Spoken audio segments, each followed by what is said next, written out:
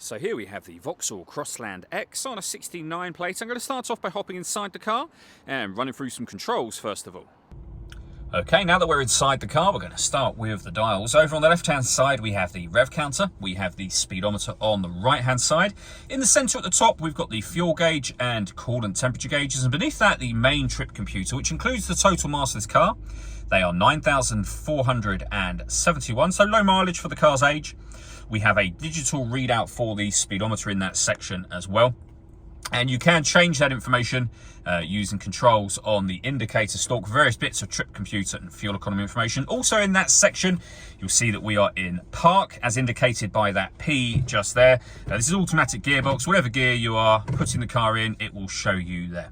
If we back out to the steering wheel, over on the right-hand side, we have stereo controls and phone controls. On the left-hand side, cruise control and speed limiter. And then over in the center, the main touchscreen for the car. So from the audio menu just here, you have, of course, got your radio, AM, FM, and DAB. In terms of the total ways in which you can listen to your music, we've got the radio, USB input, iPod input, and Bluetooth audio as well. So you can stream your music wirelessly, as well as making and receiving phone calls, of course. Once you paired your phone, which is done by hitting the phone button and following the instructions on screen. If, when you connect your smartphone up, you have an Apple device or an Android device, you can see there we've got Android Auto and Apple CarPlay available as well, and satellite navigation. We've done a video that shows how the sat-nav works, which you can find on our website and on our YouTube channel as well.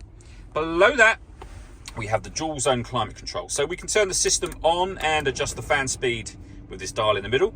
We can adjust the passenger and driver temperatures.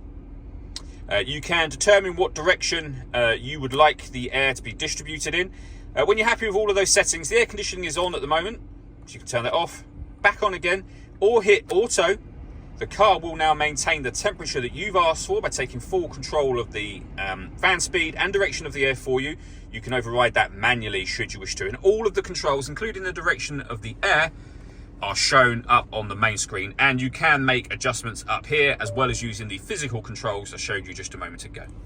Beneath that section, we have a 12-volt charging socket, 2 USB inputs, and then the gear lever for the fully automatic gearbox. If I move that out of the way, you can see we've also got child locks, parking sensors you can turn on and off.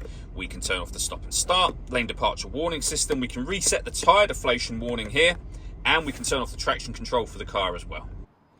All that leaves me to say is thank you for taking the time to watch this video. If you'd like to come and see the car in person and have a test drive, please feel free to call either of our MJA sites. We'd love to hear from you soon.